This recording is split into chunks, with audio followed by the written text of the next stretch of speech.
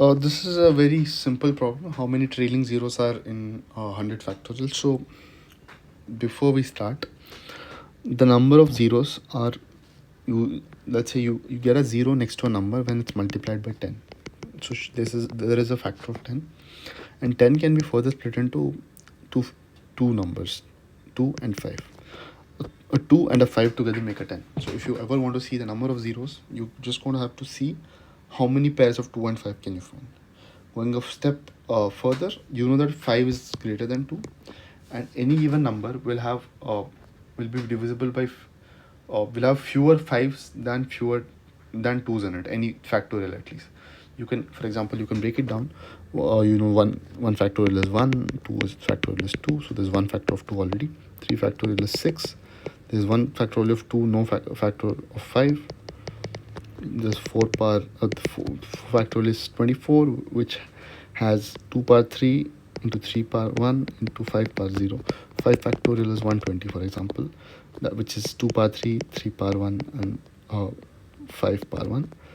So on. If you, let's say, take 10 factorial, it's going to be something like this.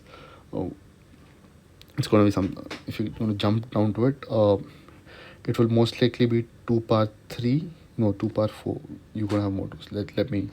It's going to be this. So there's a general formula that I think you should be using. So the number of factors of a given number, let's say how many 2s, if you want to know, comes in 10 factorial. You're going to do this. You're going to take the absolute integer value of 2, 10 by 2 plus 10 by 2 square plus 10 by 2 cube, and so on, 10 by 2 power 4 and 10 by 2 power 5. But as you can see, this is pointless. This is 0, this is 0. The entire series becomes 0 after some point, so you don't really have to add all that. All you have to do is be concerned with these three factors, which is 5, which is 4 here, so 2, here it's just 1. So 5 plus 2 plus 1, that's 8. So 2 power 8. So 10 factorial will be 2 power 8 into something. So it's 2 power 8 into, let's say 5, 10 by 5 plus 10 by 5 square plus 10 by 5 cube. It's 0 from this point onwards, so it's just 5 power 1. 5 power 2, my bad, 5 power 2. So that's something you can check. You can check it for other numbers also. Let's say how many 2s come in, how many 2s and 5s come in 4 factorial. So 4 by 5 itself is 0. So you know for a fact that it's 5 power 0.